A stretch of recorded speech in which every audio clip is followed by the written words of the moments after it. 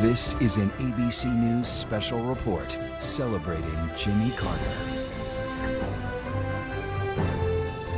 Good morning, I'm Mary Bruce. We're interrupting regular programming because services honoring the late President Jimmy Carter are underway in Georgia. The 39th President of the United States passed away on Sunday at his home in Plains, surrounded by his family. He was 100 years old, our longest-lived president.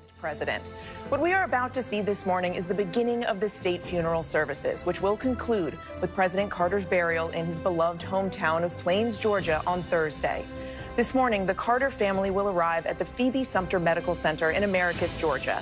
Current and former special agents in charge from the Secret Service will also be there. They were invited by the Carter family, and they will carry the former president's casket to the hearse and walk alongside as the former president's remains depart the medical center. From here, the motorcade will travel through Plains to his boyhood farm in Archery, Georgia, where it will pause for a bell-ringing ceremony. After the brief ceremony, the motorcade then sets off for Atlanta. After arriving in the city, the motorcade will again pause, this time at the Georgia State Capitol, in recognition of Carter's service as governor of Georgia and as a state senator. The motorcade will then travel to the Carter Presidential Center in Atlanta. The former president will lie in repose from 7 o'clock tonight until early Tuesday morning. He will then be flown to Washington, where he will lie in state at the U.S. Capitol before the funeral on Thursday at the National Cathedral. Jimmy Carter, the 39th president of the United States, served just one term from 1977 to 1981. During his presidency, Carter, of course, helped to broker the Camp David Accords between Egypt and Israel. He returned the Panama Canal to Panama and brokered an arms treaty with the Soviet Union. He was also an early environmentalist. He put solar panels on the White House. He greatly expanded national parks and wildlife refuges in Alaska. But his term was largely overshadowed by inflation, the energy crisis, and the Iran hostage crisis. But Carter may be best remembered for his 4 decades-long post-presidency. He founded the Carter Center and worked to eradicate disease and poverty. And he traveled the world to try and resolve various conflicts. He and his beloved wife, Rosalind, helped to build thousands of homes for charity through Habitat for Humanity. And in 2002, Jimmy Carter was awarded the Nobel Peace Prize for his efforts to promote human rights and peace around the world. And here we see the motorcade now coming up to the Phoebe Sumter Medical Center. It is carrying his family. It is a large, close-knit family. We are joined now by our contributors and our team here with me. I want to go to Steve Osunsami. Steve, you were there at the Carter Center, but I want you to talk a bit about the Phoebe Sumter Medical Center, what it means to this family, what it meant to the Carters as we now see them arriving there, because this is where he received much of his treatment quietly in those last years. Good morning to you, Mary. It is a very cold day here in Georgia, but the sun is shining upon all of us and, of course, upon the Carter family and the motorcade, as you see in Phoebe Sumter. As you were explaining, this was a very important hospital to the Carter family. It essentially was their emergency room, about 15 minutes from their home. Much of the health care that the Carters received, especially the former president, was at Emory Healthcare, the premier medical facility here in Atlanta. But when they would get sick, when there would be a crisis, they would go to Phoebe Sumter. And one of the amazing things that would happen is none of us would hear about it. The doctors and nurses, the staff, it was kept quiet. We would sometimes find out weeks, months later that either of the Carters ever visited this facility, because much like so much of this part of Georgia, this was Carter country. These were people who took care of the former president and former first lady, who protected them, who honored them. It was very much a community and a family for the former president and former first lady. Thank you, Steve. Our Faith Abube is there on the ground as well, and Faith, the family now arriving. Yeah, the family has called for people to come here to show their final respect. And we've seen people gather here well over an hour before the family was scheduled to arrive. We've seen toddlers who are wrapped in blankets, senior citizens who are here, traveled a long way just to be here to pay their final respect. I've spoken to some of the people gathered here, and they tell me they could not miss this moment in history. This was very important for them, each of them with their own story of why they ended up here. I spoke with a woman who came all the way from North Carolina, drove 9 hours in the middle of the night just to witness this moment. She says that she doesn't think that she's ever actually heard of a president who has given so much back, especially after his time in office, as Jimmy Carter has done with his life. I spoke with another gentleman who met the Carters at a Walmart here in this community back in the 1990s. They brought their daughter here just to witness this moment as well. People are here watching in quiet reverence. It's finally settling in that the former president is no longer here in this community. And just to add to what Steve was saying about this hospital, this is a hospital that means so much to the Carters. In fact, back in 2007, the only hospital that was in this area in Americus, there was a tornado that actually destroyed the hospital, and Carter, with his influence, with his power, was able to help secure funding for the building of this hospital here behind me, where all of this is happening right now. So as we watch, as the family pulls up in front of the medical center, we will see those pallbearers bring the hearse, or bring the casket into the hearse. Thank you, Faith. We are now seeing the hearse there getting into position. Shortly, we will see the former president's casket being carried out.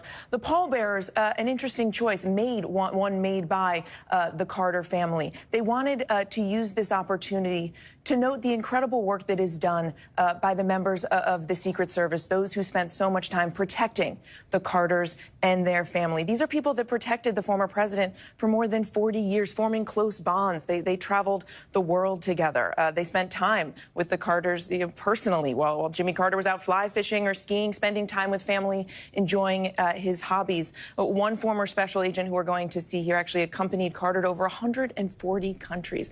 Became a running buddy of his. And so this, in choosing them to be the pallbearers, this was really a chance for the Carters to show the great appreciation that they have for their work, for the sacrifices they made in their own lives to protect the Carters. And it was important for them to honor their work in this first public moment of the memorial events. I believe we are now seeing some members of the family there joining as well, arriving for today's services. And Mary Jordan, our ABC News contributor and associate editor for The Washington Post, you have covered the Carters, the Carter family, for many years. And it does strike me that so much of what we are about to see unfold today and in the coming days was meticulously planned by the family.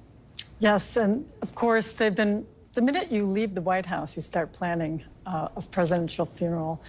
But in the last 10 years, in talking to several of them, Amy Carter, of course, many people remember she was only 9 when she was in the White House.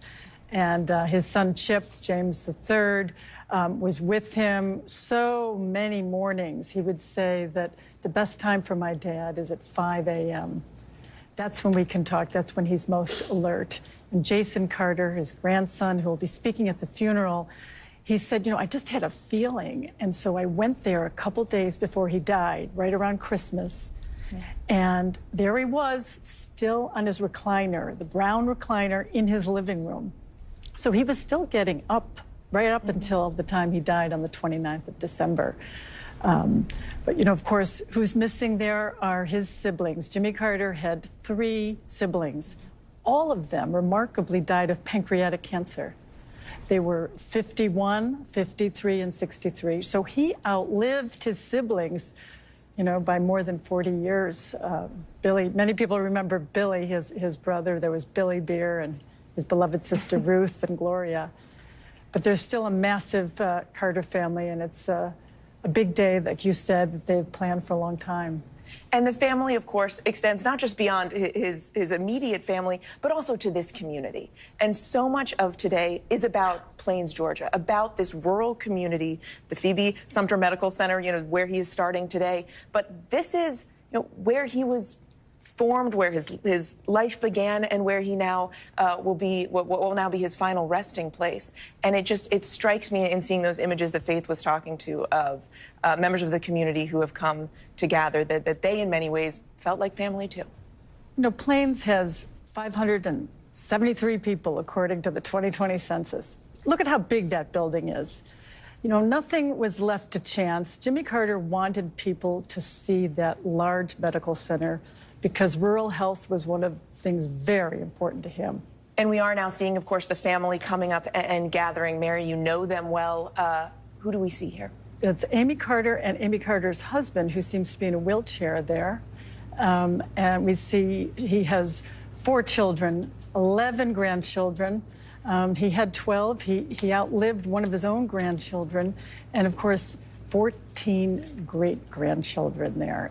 And he was very proud of that medical center, and he thought that one of the reasons that small towns across America were dying was they didn't have good medical care, and he loved that place. It does appear that we are now seeing the pallbearers coming out. Can we just listen in for a minute and pause and recognize this moment?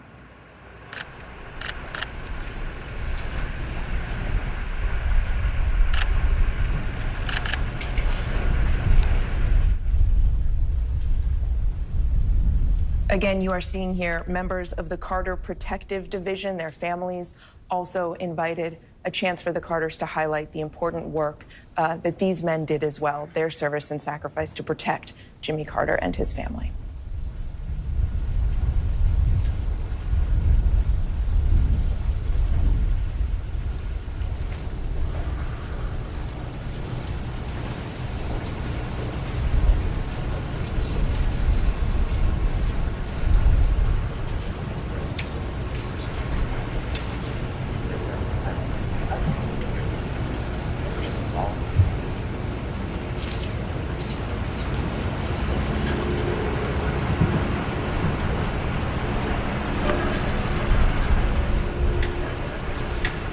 Jimmy Carter's casket now being carried to the hearse out of the Phoebe Sumter Medical Center, which has served as Carter's temporary resting place since he passed.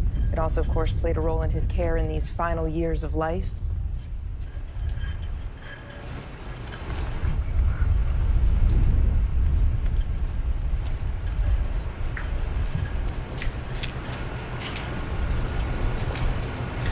Looking all right? I want to bring in Jonathan Karl, our chief Washington correspondent, because, John, the fact that he chose to have members of his protective division play this important role today really does tell you a lot about the relationships that Jimmy Carter formed and the kind of man he was. And think about how much time he spent with these men, Mary. I mean, you think about the Carter presidency. It was a single term, it was just 4 years. A troubled 4 years in many ways, as you talked about. And then think about the 44 years that he was a former president. That marked so much of his life and legacy and was so groundbreaking. And these, of course, a former president maintains Secret Service protection for the rest of their life. And so he was with these individuals, these Secret Service agents, for many of them for decades. And I think it's fitting to think, too, where we're about to see this hearse drive to his boyhood home. So much about Carter that makes him different from so many other presidents, in addition to the remarkable post-presidency he had, is the humility, humble roots. And we've had certainly presidents with humble roots, but think about Jimmy Carter's. His boyhood home, which we'll see shortly, was a place that he lived, had no running water, it had no electricity, as he pointed out. It had no insulation either. The only sources of heat were the oven in the kitchen and a couple of fireplaces. And we're about to see that, again, the humble beginnings of Jimmy Carter's life. Jimmy Carter's casket has now been placed in the hearse. Thank you, John. And we'll begin to make the very long journey through these several days of services and memorials to his final resting place. The family, as we've noted, is gathered there, standing outside the Phoebe Sumter Medical Center. The hearse and the casket will then turn west down Route 280, driving about 20 miles to Carter's boyhood home. And as John was mentioning, today in the beginning of these remembrances really is in many ways about the people and mostly the place that most shaped Jimmy Carter. And Steve Osunsami, I want to go back to you because in so many ways, Plains, Georgia defines Jimmy Carter and Jimmy Carter defines Plains, Georgia. It does.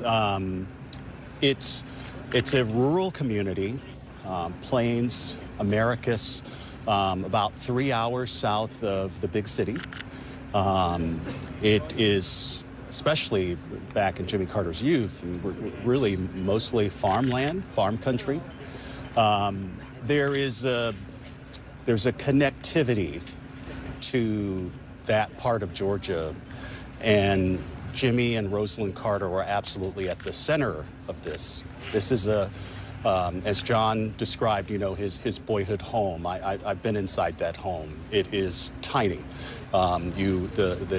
They've kept it looking like it has for some time. It's you walk on the floors and you hear the creaks. The room that he slept in was small. It was, you don't look at that home and imagine that a president came from this small, tiny place that remains small, that remains rural, and it's just a little different than other places. Jimmy Carter was a man from rural America, not the big city. John underlined something that I think you're going to see over these next few days that people appreciated about this man is how humble he was, how humble he lived. We talk about these Secret Service agents who you're seeing right now. They built every president has Secret Service agents who follow that president for life. They needed to build a sort of center to work from near his home. And it sits along the country road above his home. And Jimmy Carter's home is a very small one. He never wanted anything big or large or extravagant. And even though the Secret Service agents needed a bigger facility to house all their SUVs, he wouldn't let them build a bigger home than his. That was the type of man he was. And I think he is respected and admired and beloved by so many people because of that sort of stubborn humbleness that he had. There is no question that Jimmy Carter is a legendary figure here in Georgia. You're going to see lots of people who will be waving goodbye to pay their respects these next few days. But what makes so many people in rural Georgia and across this state so proud is how much that humble figure from small-town Georgia is recognized across the world. That humbleness, that famous frugality that you were referencing there. These are members of the Carter Protective Division, those Secret Service agents who spent so much time with him here, protecting him by his side to quite literally the very end. The Carter family choosing to bestow upon them this honor really, in many ways, as a final thank you for their service and dedication to Jimmy Carter, to Rosalind Carter, to the family throughout so many years. And now there they are walking alongside the hearse and his casket as it exits Phoebe Sumter Medical Center. They're going to be walking by the family, the members of the large Carter extended family, and members of the community family who have gathered there as well to see Jimmy Carter one last time. We've been talking about Plains, Georgia, and how important it was to Jimmy Carter, how important the values that he formed in this rural community were to him. And I want to bring in Mark Updegrove, presidential historian. And Mark, it strikes me that over and over again, at every turning point, really, in Jimmy Carter's life, he always returned to Plains. It centered him. You're absolutely right, Mary.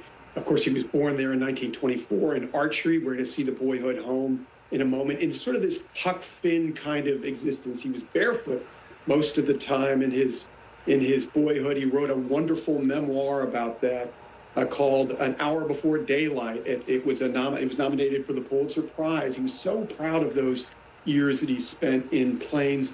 And then he went off to college and on to Annapolis, to the Naval College there, and pursued a very promising naval career, both in Hawaii and then upstate New York, but chose to return to Plains after his father died in the early 1950s.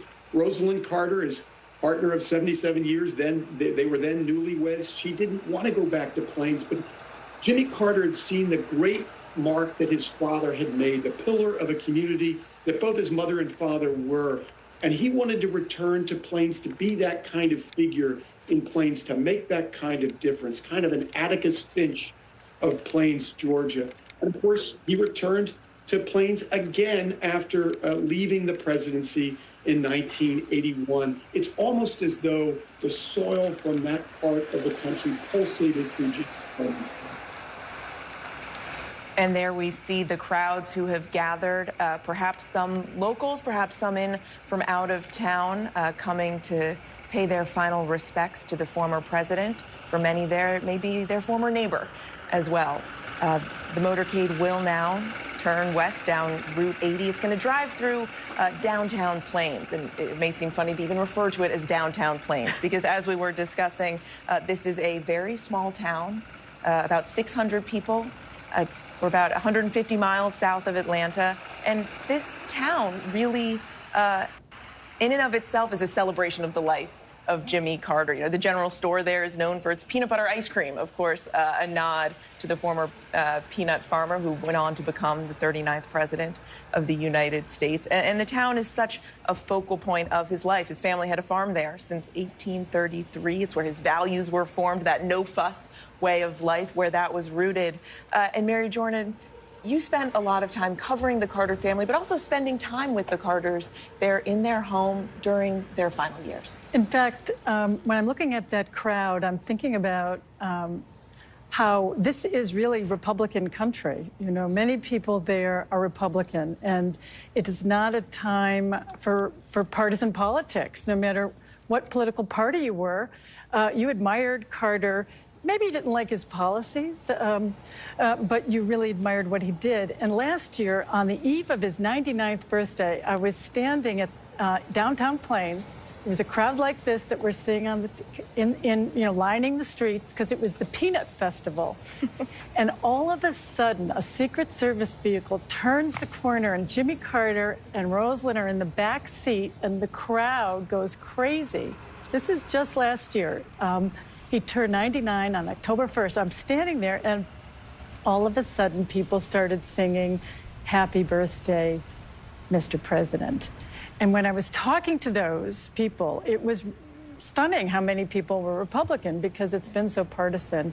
And they said, hey, you know, doesn't matter if I, liked what he did on taxes or that he did this in education, but wow, you got to give the guy credit. He built homes.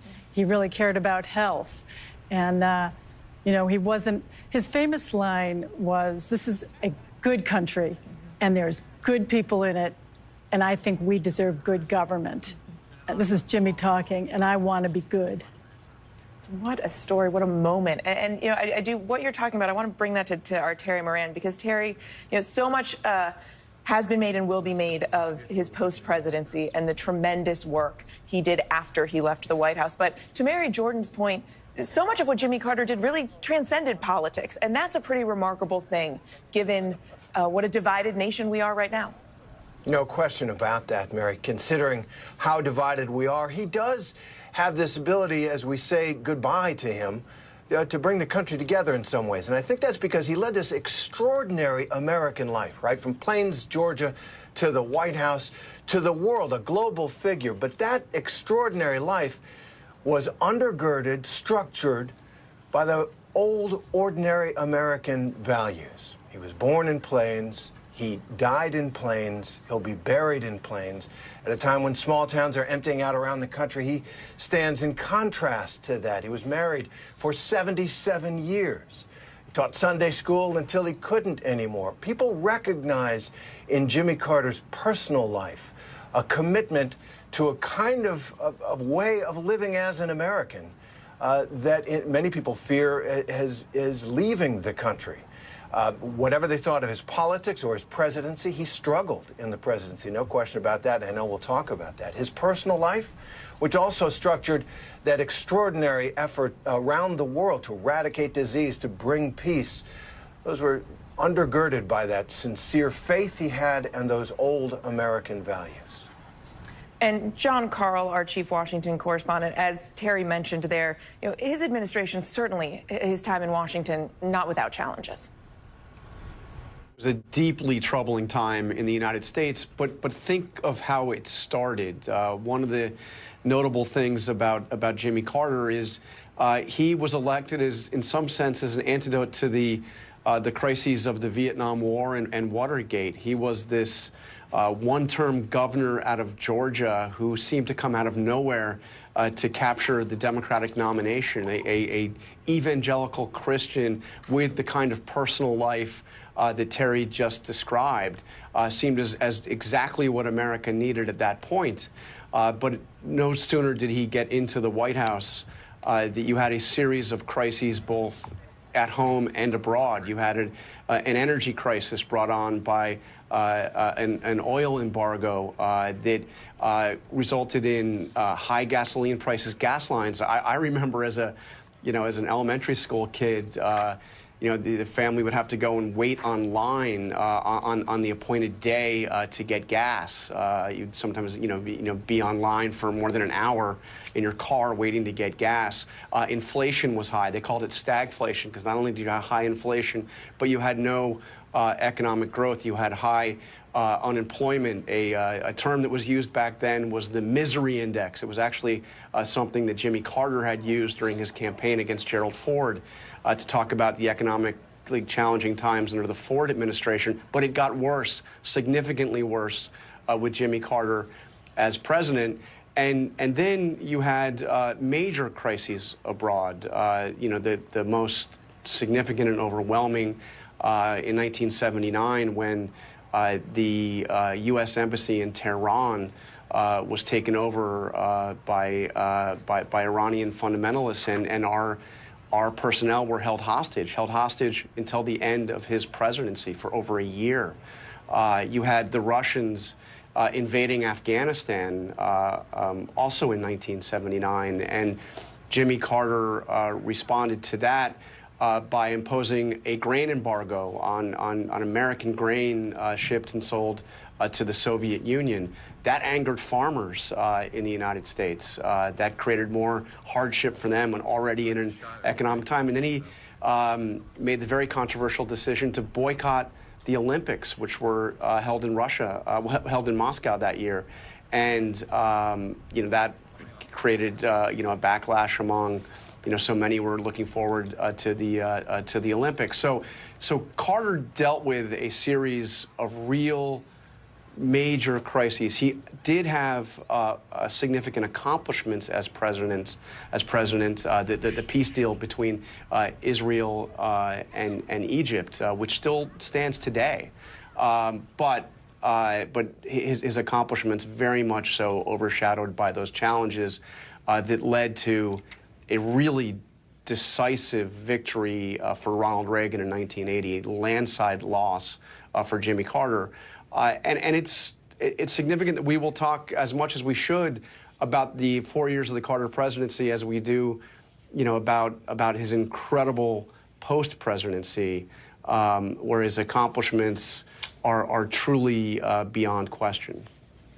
And he did go on then to really redefine the post-presidency. Yes. What you are seeing right there is the honor guard getting into place at his childhood, boyhood family home there in Archery, Georgia. He is now the motorcade making its way through Plains, Georgia to his childhood home. Jimmy Carter was just 4 years old when he moved there, and he lived there until he left for college in 1941. He grew up in a home with no electricity, no running water, something that I think he's certainly the last president who we can say will grow up like that. The Boyhood Farm is now a part of the Jimmy Carter National Historical Park, and as we see everyone gathering there to begin for that part of the ceremony, I want to go back to Mark Updegrove, presidential historian, because so much of what we're discussing today just really reminds you of the improbable journey that was Jimmy Carter's life. And Mark, you wrote recently about how he just defied the odds, really, at every step along the way.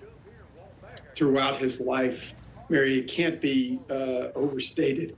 Jimmy Carter was never intimidated by these enormous challenges before them. The very fact that he got into politics and was elected as a state senator was defying the odds. He had to actually contest the results of the election, which had been rigged by the local political boss in Southwest Georgia. He won, became a state senator, ran for governor in 1966, was defeated, came back in 1971, served one term in office, and then improbably ran for the presidency. And it was so improbable that his hometown newspaper, the Atlanta Journal-Constitution, had a headline that read, "Jimmy, who is running for what?" He had very little name recognition, and yet ran a very successful campaign against some very well-established inside the Beltway Democratic candidates, won the nomination, and then won the presidency, taking the presidency from the incumbent Gerald Ford. And I think it can't be, again, overstated enough that the fact that he resurrected his reputation in his post-presidency for 44 years, had the longest post-presidency, but also, importantly, the most eventful, becoming the only former president in history to win the Nobel Peace Prize, Mary. Just a remarkable trajectory, a remarkable life, so well lived, a remarkable example for so many, and really, in many ways, redefining the playbook for other future former presidents. The former president's, the motorcade, his hearse and casket are now making its way through his beloved Plains, Georgia. And I want to go back to our Steve Osunsami, who has spent so many years closely covering the Carters, because, Steve, one thing that we haven't discussed yet is faith. And it seems to me you simply cannot discuss Jimmy Carter. You can't discuss the role he played in that community without discussing his deep religious beliefs. Well, Mary, he's arguably one of the world's most famous Christians. He was a Sunday school teacher. His faith was very important to both he and his wife. They famously attended church near their hometown. He held Sunday school services that were so popular that people would line up around the block in his later years to hear Jimmy Carter deliver a Sunday school service. Faith was very important to this couple, and they read the Bible together, they told me, in 2021 on most nights. That was one of the things that they enjoyed doing together, was reading the Bible. It's well known that he was an active figure in his Baptist church, and I think that it was part of that faith that drove Jimmy Carter in his later life, post-presidency, to do some of the great works that he did. We all know of the famous photos of Jimmy Carter with the black eye, still building houses for the poor with the hammer in his hand, because in his book, that's what Jesus would do. Jimmy Carter and his wife both did that kind of work. Here at the Carter Center, they've made it their mission to help eradicate diseases. So heal the sick, feed the poor. Those were words that the Carters lived by. And so, yes, he was a very spiritual man from a very spiritual family. And Terry Moran, one of the things that always strikes me about Jimmy Carter is how so many Americans felt they knew him, how accessible he was, in part because for so many, they actually had a chance to go and attend one of those Sunday school services to interact with Jimmy Carter. So many people felt like Jimmy Carter was their friend. They knew him. And Sunday school was really a part of that for him. It sure was, and that was part of the secret of his political success. He came out of nowhere, and he did seem approachable. He seemed humble. He seemed that winning grin that he had, I think, appealed to people, and that faith as well, especially in an era where most Americans belonged to a church. 70% almost of Americans in those years identified the church that they belonged to, just as he and Rosalind did until the end of their lives. That's changed somewhat, but still, for millions and millions of Americans, in some ways, what Steve just told us, the story that they would read the Bible together every night, that resonates with all kinds of people.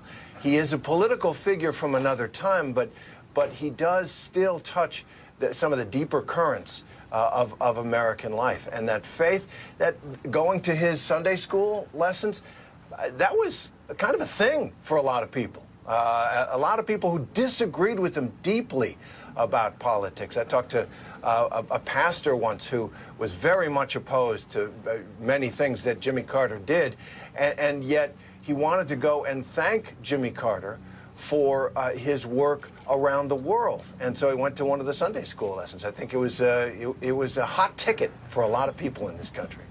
Mary Jordan, I see you here nodding. Yes, many times I lined up with all those people who would come at 5 a.m. in the dark to see if they could get in and into that little church to hear him speak. Now, I was thinking about these Secret Service protection detail you see there. Imagine guarding him as opposed to the other ex-presidents, right? He's on a site with hundreds of people with hammers, building homes. Other ex-presidents don't go commercial and want to walk up and down and talk to every single person. When I was chatting with some of the Secret Service people, they were like, well, Plains is not exactly New York City, or some of the other ex-presidents, because the same Secret Service agent would have like a stint with one ex-president and the other. And then they'd come back to Plains, and it was a whole different thing. It was like, roll up your sleeves and start helping people. And Jimmy would walk everywhere. Even into his 90s, he was walking up and down the main street in Plains, Georgia. I walked with him. It was at least half a mile when he was 94. It was just a different experience for the Secret Service, too. Redefining not just the work of the post-presidency, but also the lifestyle, right, and certainly what it meant for the Secret Service as well. We are seeing, I believe these are images of the motorcade now rolling through Plains, Georgia. Our Faith Abube has been spending time down there. And Faith, we've been talking about how Jimmy Carter really defined Plains, but also how so many people come to visit Plains, too, to remember Jimmy Carter, maybe some to attend those Sunday school services to hopefully meet him years ago. Oh, what comes next for Plains, Georgia? How will they honor Jimmy Carter going forward? Mary, this community, which has held Carter up for 100 years, they're contemplating that at this moment, trying to figure out what is next. There are a lot of businesses that are built here in this community around the Carters, not just the history, but also his legacy. And of course, as you mentioned, people come here to try to catch a glimpse of him. And so right now, there are questions about what happens next. We know that the family is planning to turn over the home that the Carters built, the home that they've been in for years and years, turn it over to the National Park Service so they can turn it into an attraction where people can continue to come and hold up this community of about 600 people and still be part of this economy and keeping this city, this small town alive. We know Carter himself as a builder. He built some of the furniture in that home, the couch that they had in that home, the bed they slept in. And there is a plan right now to try to recreate some of that so that the originals can go to the family, and the replicas could stay in that home so people can visit and look at what Carter built with his own hands, but also how the Carters lived and how frugal they were, how modest they were. And that's something that came up over and over again as I was speaking to people in the community. And one of the things they loved about the Carters is that despite the fact that he's known around the world, he's a big figure. He was the most powerful person in this country and in the world at one point. But here in this community, he was just Mr. Jimmy, someone who they would see around when they would go grocery shopping, someone who would invite them to the Peanut Festival. And now they are really trying to come to grips with the fact that that will no longer happen. Of course, his health was declining for quite some time, and they hadn't seen him. But of course, they knew that he was just down the street there in that home. And that final journey to his resting place has now begun, and they're getting the first chance to pay tribute to him. Mary. And the Carter family certainly wanted to highlight and pay tribute to Plains, Georgia, and the places that shaped Jimmy Carter and his early life as we now do begin these services, remembering him and honoring him, the first day that the public now has a chance to be a part of this and to say their final goodbye. There we are seeing, of course, so many coming out, lining the streets, waving flags there. One young man with a salute to the former president. The motorcade is now making its way to Jimmy Carter's boyhood home. This is now part of the Jimmy Carter National Historical Park. The home, a very modest farmhouse, has actually been restored and returned to the way it was when Jimmy Carter was a boy. A house with no running water, no electricity. There you are seeing members of the Park Service, those who help maintain and educate visitors about the family farm. And Carter has really described those young years as full and enjoyable. He wrote that they were isolated but not lonely, that he felt close to nature, close to members of his family, and close to God during those early years. It is where he helped out on the farm. It is where he also would simply run around in the woods with his friends, and where he certainly, I suspect, formed that frugal nature of his for which he became so well known. Steve Osunsami, what do you think of when you reflect on the early years of Jimmy Carter's life? You know, I've been at the boyhood home, and just to give you some geography, the boyhood home where the procession is right now, they have to actually pass by the Carter's current home to get to that boyhood home. It's a national park now. You can see that it was a farm, and you see how small it was in this small town. You know, it's this little town in this little community, and the boyhood home sits at the end of that road, not too far from where the Carters lived. I'm struck by a few things. One of the things we haven't really talked about as much is that, you know, this was in Georgia. This was in Georgia at a time where Black Americans did not enjoy the same freedoms as white Americans. But Carter, as a boy, saw this as an injustice. And he worked alongside Black families and Black children at his boyhood home in this community. And you'll in the coming days, we will tell many stories about how that experience shaped him as a person and also as a policymaker while he was governor of Georgia, and also as a president. And one point I want to also underline, Mary, too. You're seeing people come from all over the world to stand along these roads and say goodbye to Jimmy Carter. And now we are seeing the motorcade arriving there at his boyhood home. When the motorcade arrives, they're going to pause and cut the engines, and that's intentional, so that we will all have a moment to sort of hear the silence and the sounds of nature that Jimmy Carter used to hear and enjoy as a boy. The sounds, the crowing of a rooster, the sounds of the goats, the wind, the birds, all of the things that Jimmy Carter grew to love and enjoy, and has said as much about his time growing up there. And then we're going to see a bell ringing ceremony. And this is the bell that a young Jimmy Carter woke up to every morning as a boy. It actually inspired his book, An Hour Before Daylight, those childhood memories of it ringing every day to wake the family and to start their day on the farm. Mary Jordan. And out back from the boyhood farm is a pond. And in 2018, when I was talking to the Carters, they were having dinner. And they said, we just went fishing out and back. And Rosalind said, and I caught the bigger fish. Making a point to say that. Let's pause for a moment and listen in as Jimmy Carter now makes one final return to his boyhood home.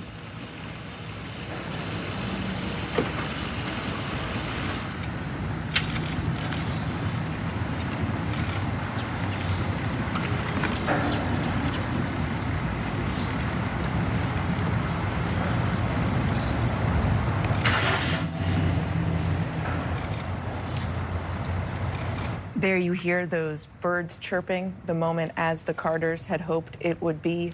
Standing there to ring the bell is Randy Dillard.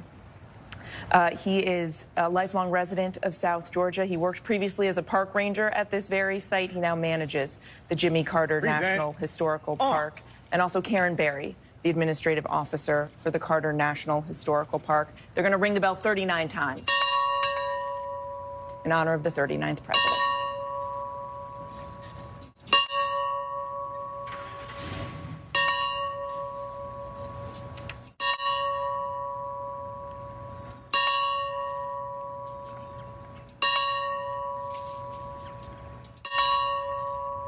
This is the very same bell that woke a young Jimmy Carter every morning, an hour before daylight, as he wrote, rousing the family for yet another day of work on the farm.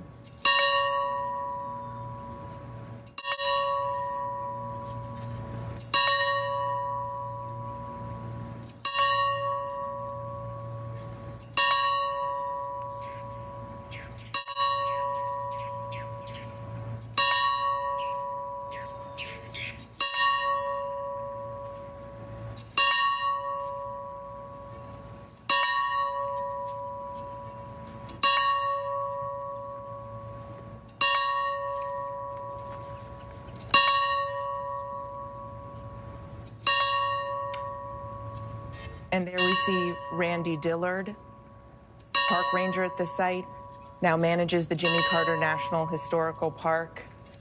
And so many of those other National Park Service employees, people who I suspect also spent a fair amount of time with the Carter family and also maintaining the family home, which, as we've said, is now back in its as close to its original form as possible. Mark Updegrove, you've written about how his time on the family farm, of course, didn't just shape who Jimmy Carter was, didn't just shape his values, but also so much of what he loved in life. Fishing, being outdoors, bird watching, all of those hobbies and that aspect of his life also formed here as well.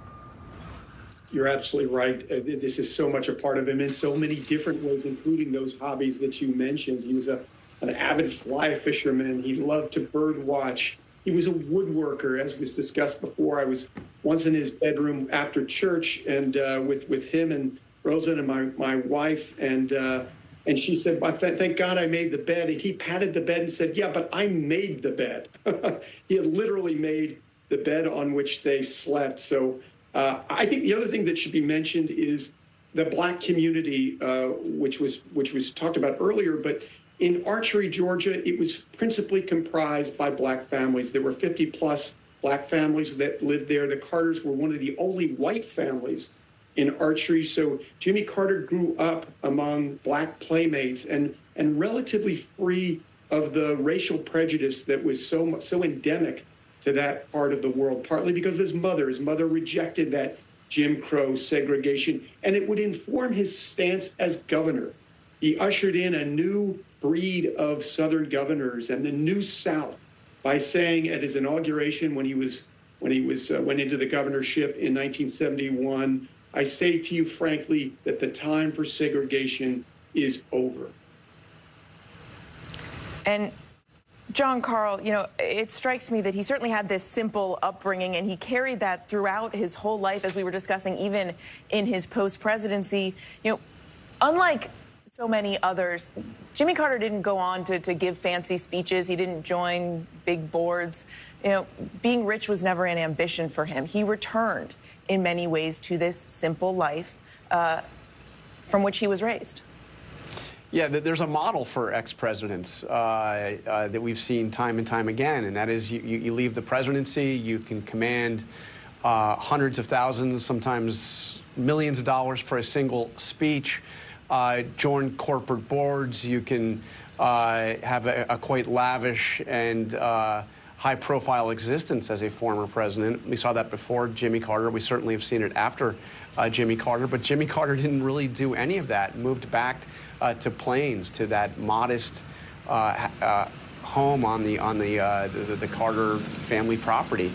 And instead of doing the things that could have been done to enrich himself, he did all the humanitarian work and visited all those, what did Mary Jordan, what did you say, 140 different countries? I mean, absolutely astounding to think about where he went. And he went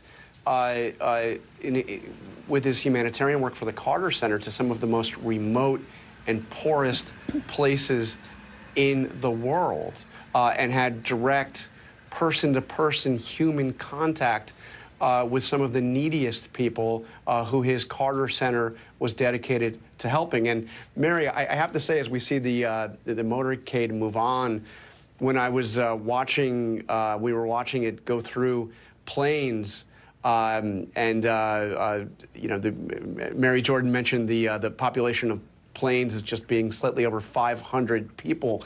There is a train depot in the town of Plains, and that train depot, when Jimmy Carter was inaugurated as president in January of 1977, there was something that was called the Peanut Special. The Peanut Special, a train that took virtually all of the residents, virtually the entire town of Plains, on a journey from deep in the heart of Georgia to Washington, D.C., so that they could be there for Jimmy Carter's crowning achievement, to see him inaugurated as the 39th president of the United States.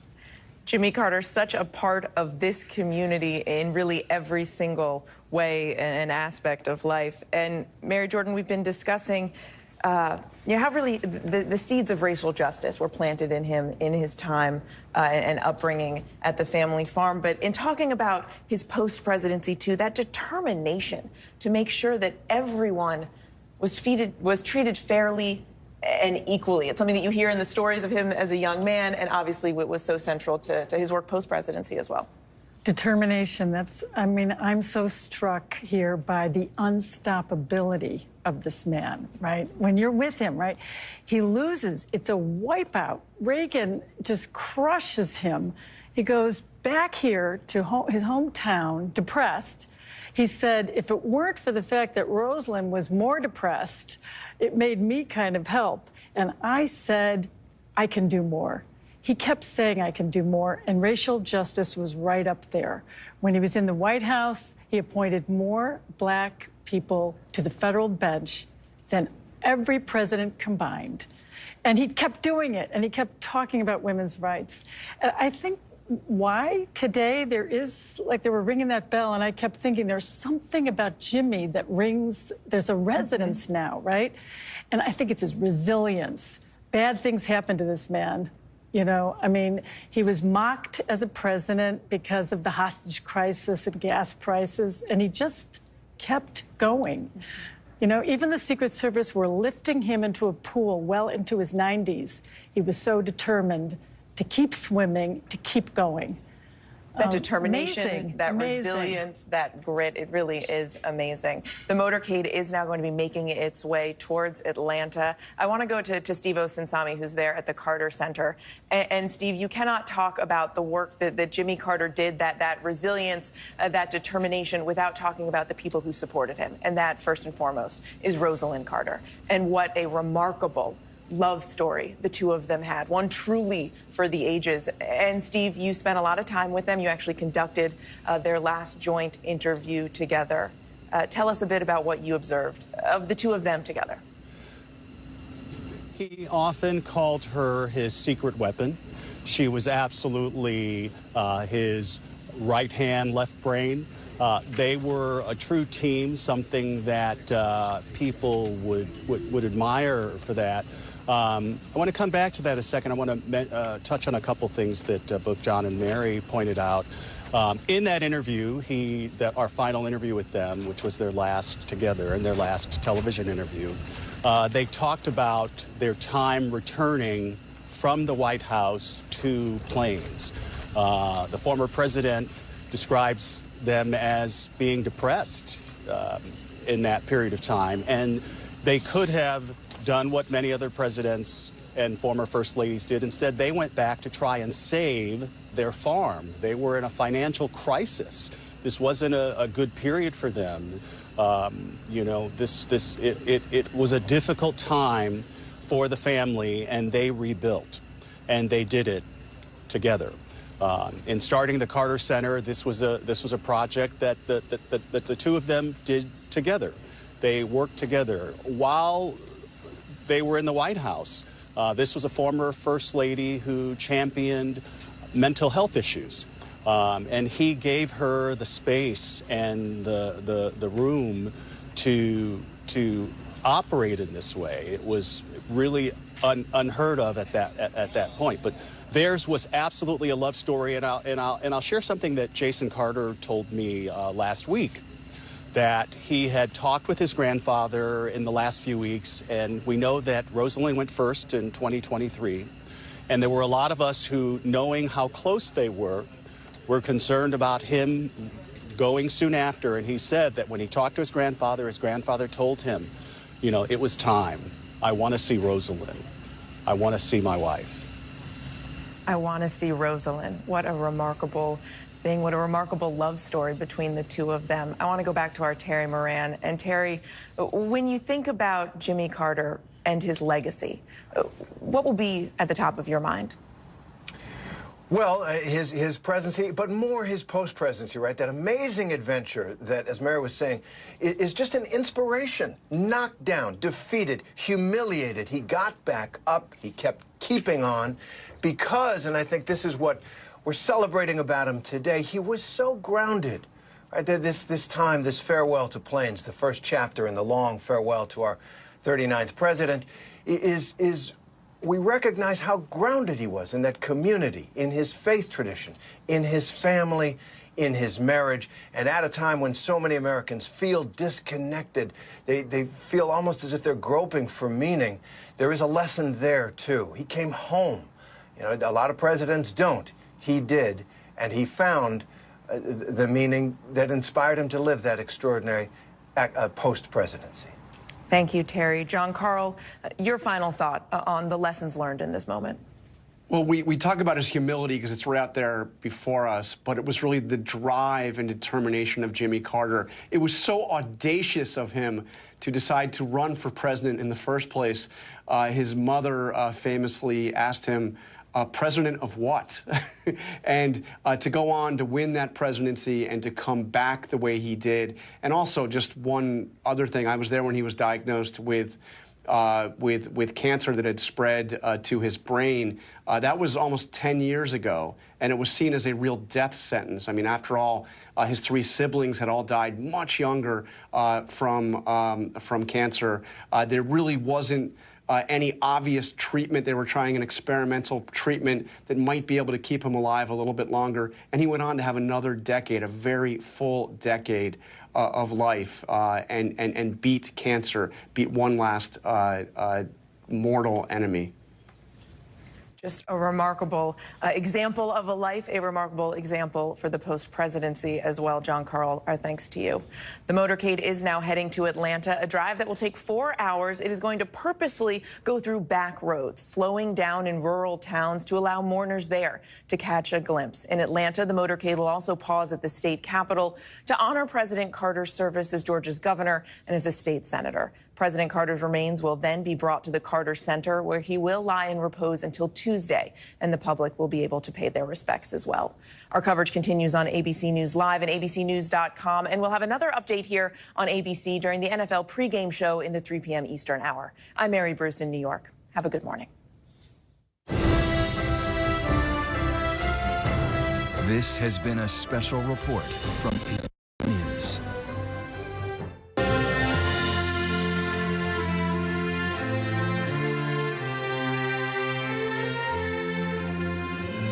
Hey there, I'm Gio Benitez. Thank you so much for streaming with us. Today, of course, begins that week-long funeral service to say farewell to America's oldest living president, Jimmy Carter. A motorcade is taking the 39th president from his hometown of Plains, Georgia, now making the more than 100-mile journey to Atlanta. And ABC's Faith Abube is right there in Americus, Georgia, where services and ceremonies have begun for former President Jimmy Carter ahead of his state funeral. Faith, good morning to you. The motorcade pausing at Carter's boyhood home before heading to Atlanta, that powerful moment where we heard those birds chirping. Walk us through today's events.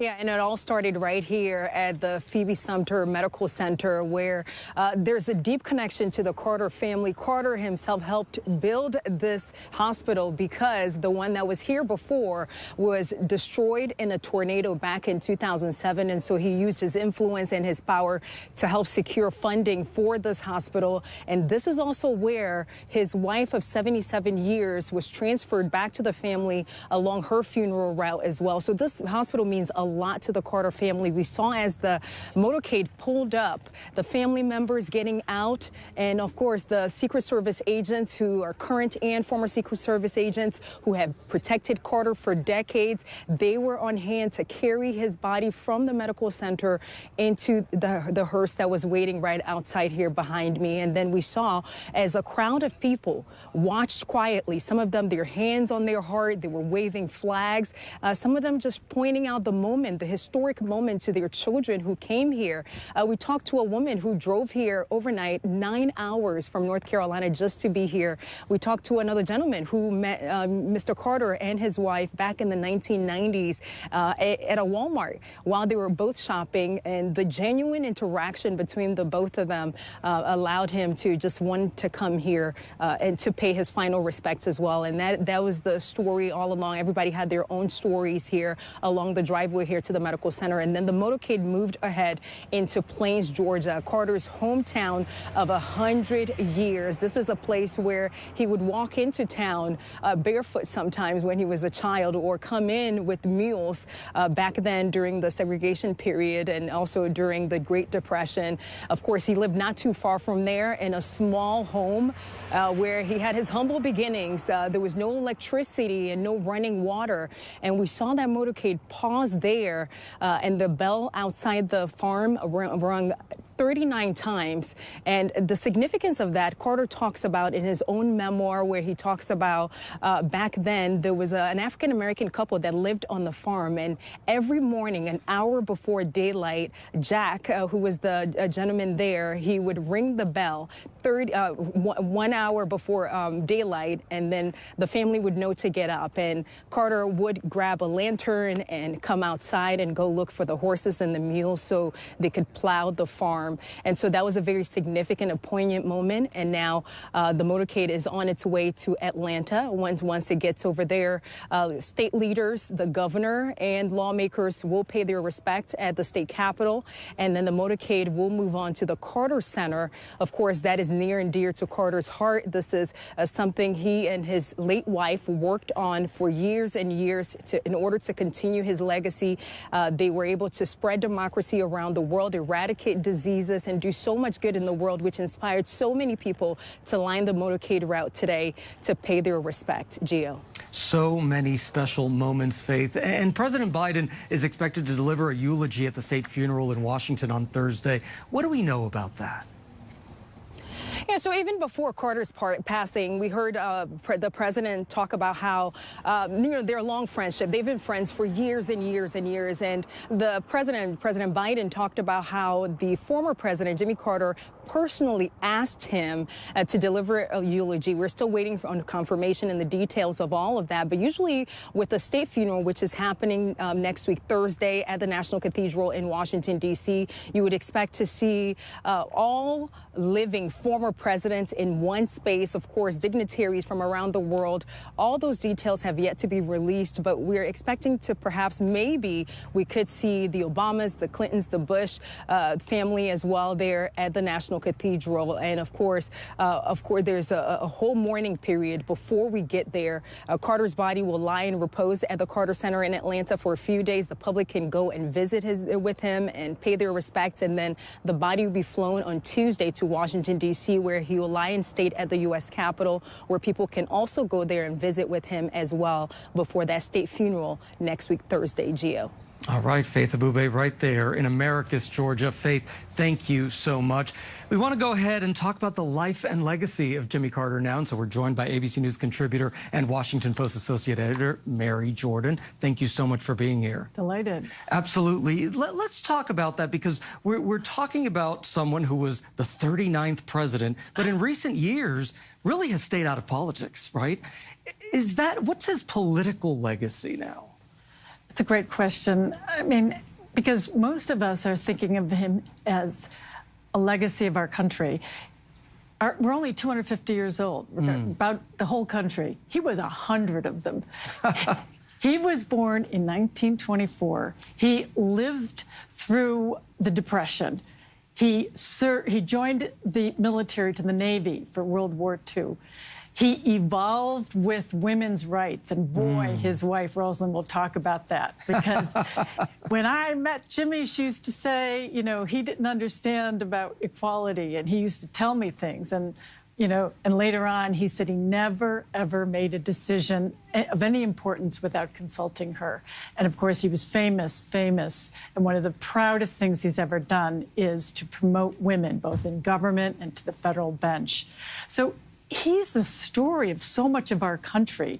And I think that's why you're going to see, when he's lying in state in Atlanta and then in Washington, that no matter what political party you are, there are going to be people going out there, because he's a touchstone to so many different generations. And he's also an inspiration to people that keep on going. Right? He had a lot of terrible things, right? Politically, he made a lot of blunders. I think he would admit he lost big time to Ronald Reagan. And then he kept going. I can do more. He felt, and it was a lot driven by his faith, he felt called to help others. He knew he was a bright guy. He had a great memory. Nothing really daunted him. He painted. He did woodworking. He could build houses. He wrote books. He was a naval officer. He really felt that he was a can-do guy. And so when he saw problems like poverty, inequality, he felt he could fix it, and he did. So his legacy really is the can-do-itness, the resilience, that America is a place where you could be a peanut farmer, run for office, come out of nowhere. People in his own state didn't know who he was when he started running for president, become president, and win a Nobel Prize. And that's an incredible story. And as you say, his legacy is very much focused on his humanitarianism, his philanthropy, and that love story of 77 years with Rosalind. Well, they were a hoot together. That's all I can say, is that, they corrected each other. They finished each other's sentences. Most of all, they respected each other. She thought he was the brightest person. he would say, you know, Rosie was the valedictorian in her high school. Oh, it's just, and it's so sweet. And I think that love story is a legacy on its own as well. And a good inspiration for so many people around the country who maybe some are young enough to just be learning about Jimmy Carter right now. Mary Jordan, thank you so much for joining us here on ABC News Live. We so appreciate it. Thank you. Thank you. And we will be right back here on ABC News Live. Stay with us. Sunday morning, new reporting from New Orleans on the deadly terror attack and what's happening right now with the bird flu outbreak. Plus, 2 weeks to go until his return to the White House and the Powerhouse Roundtable.